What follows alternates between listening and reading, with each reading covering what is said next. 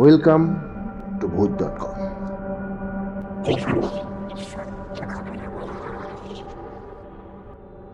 ভূত.com-এর third এপিসোডে আপনাদের সকলকে স্বাগত। এই চ্যানেলের মাধ্যমে আমরা মানুষের জীবনে ঘটে যাওয়া কিছু ভৌতিক বা অলৌকিক ঘটনা সবার সামনে তুলে ধরি। আপনাদের জীবনেও যদি কোনো ভৌতিক বা অলৌকিক ঘটনা আপনারা আমাদের সাথে শেয়ার করতে চান, তাহলে ডেসক্রিপশন বক্সে আমাদের মেল আইডি দেওয়া আছে, ওখানে গিয়ে ঘটনাটি শেয়ার করুন। আমরা আপনাদের ঘটনাটি অবশ্যই এই চ্যানেলের মাধ্যমে সবার সামনে তুলে ধরব। আমাদের গল্পগুলো আপনাদের শুনতে কেমন লাগে কমেন্ট বক্সে অবশ্যই জানাবেন। চ্যানেলটি লাইক, সাবস্ক্রাইব এবং বেল আইকনটি অবশ্যই প্রেস করবেন, যাতে আরও ভালো ভালো ঘটনা আমরা আপনাদের সামনে এই চ্যানেলের মাধ্যমে তুলে ধরতে পারি। দেরি না করে শুরু করছি আজকের ঘটনা। আজকের যে ঘটনা আপনাদেরকে আমি বলবো সেটা রাজীবের কাছ থেকে শোনা। রাজীব আমার ভাই। ওর সাথে আমার রক্তের সম্পর্ক না থাকলেও ও আমার নিজের ভাইয়ের থেকে কোনো অংশে কম নয়। ঘটনাটা আজ থেকে প্রায় 10 থেকে 12 বছর আগেকার ঘটনা। তখন ভাইরা ভাড়া বাড়িতে থাকতো। যে বাড়িটাতে ভাইরা থাকতো সেই বাড়িটা ছিল বেড়ার বাড়ি। বাড়িতে ছিল বড় একটা রুম, আর ছিল একটা ছোট্ট বারান্দা। বারান্দার এক কোণাতেই ভাইয়ের মা মানে আমার পিসি রান্না করত।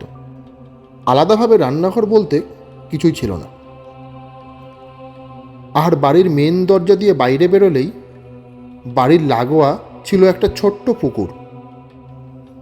পুকুরের ওপারে ছিল ঝোপ জঙ্গল, আর ছিল একটা তাল গাছ। বাথরুমটা ছিল ওদের ঘর থেকে বাইরের দিকে বেরোতেই ডান দিকে, পুকুরের পাড় ঘেঁষিয়ে। সকালে পিসে মশাই ও ভাই কাজে বেরিয়ে যেত। বাড়িতে পিসি একাই থাকত। ভাই যেহেতু হোটেল লাইনে কাজ করত, তাই মাঝে মাঝে ও বাড়িতে আসতে পারত না। আর পিসে মশাইকেও মাঝে মাঝে কাজের সূত্রে বাইরে যেতে হওয়ার কারণে পিসিকে রাতে একাই থাকতে হতো। পিসি মাঝে মাঝেই ভাইকে বলতো পিসির ওখানে যেন কেমন ভয় ভয় লাগে। কিন্তু ভাই সেসব কথায় কান না দিয়ে পিসিকে বুঝিয়ে বলতো, মা তুমি রাতে মাঝে মাঝে একা থাকো তো, তাই তোমার ওরকম মনে হচ্ছে।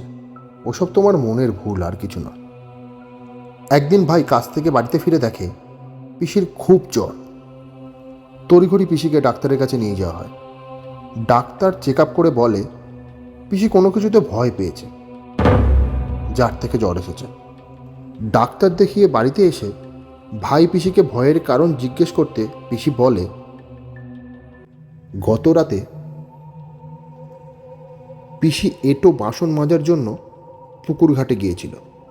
বাসন মাজতে মাজতে হঠাৎ পিসির চোখ ওপরে তালগাছটার উপর যেতেই পিসি দেখতে পায় কোনো এক মহিলা তালগাছটার নিচে হাঁটু গেড়ে বসে আছে।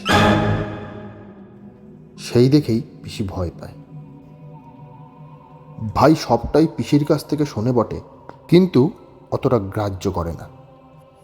এরপর ঘটনাটা ঘটে এর ঠিক 3 দিন পর। সেদিন রাতে ভাই বাড়িতেই ছিল। অনেক রাতে পিসি বাথরুমে যাবে বলে ওঠে এবং ভাইকেও ঘুম থেকে ডেকে তোলে। বলে ও যেন বাইরে এসে দাঁড়ায়। পিসি বাথরুমে গেলে ভাই পুকুর ঘাটটার সামনে এসে দাঁড়ায়।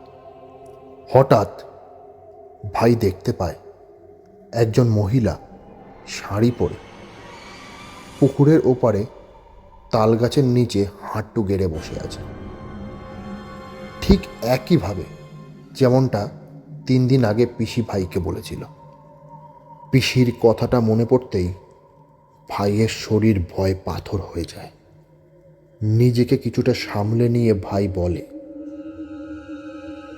কে কে আছে ওখানে? কথাটা ওই মহিলার কানে যেতেই ওই মহিলা চার পায়ে ভর দিয়ে তাল গাছটার কাছে যায় এবং কয়েক মুহূর্তের মধ্যে মাথা নিচে ও পা উপরে অবস্থায় গিরগিটির মতো তাল গাছটার উপরে উঠে যায়। এই ভয়াবহ দৃশ্য দেখে ভাই ভয়ে কাঠ হয়ে ওখানেই দাঁড়িয়ে থাকে। পিসি বাথরুম থেকে বেরিয়ে ভাইকে ডাক দিতেই ভাইয়ের জড়তাটা কাটে। কিন্তু এই ভয়াবহ ঘটনার কথা ভাই পিসিকে কিচ্ছু জানায়নি। পরের দিন সকালেই ভাই অন্য জায়গায় ভাড়ার খোঁজ করতে শুরু করে এবং এই ঘটনার ঠিক 1 সপ্তাহ পর ভাই অন্য জায়গায় ভাড়া চলে যায়। পরে ভাই লোক মারফত জানতে পারে ওই তাল গাছটায় কোনো এক মহিলা গলায় দড়ি দিয়েছিল এবং ওই মহিলাকে ওই এলাকার অনেকেই রাতে ওই জায়গায় ঘোরাফেরা করতে দেখেছে এবং বর্তমানে ওই তাল গাছটা এখনো ওখানে রয়েছে।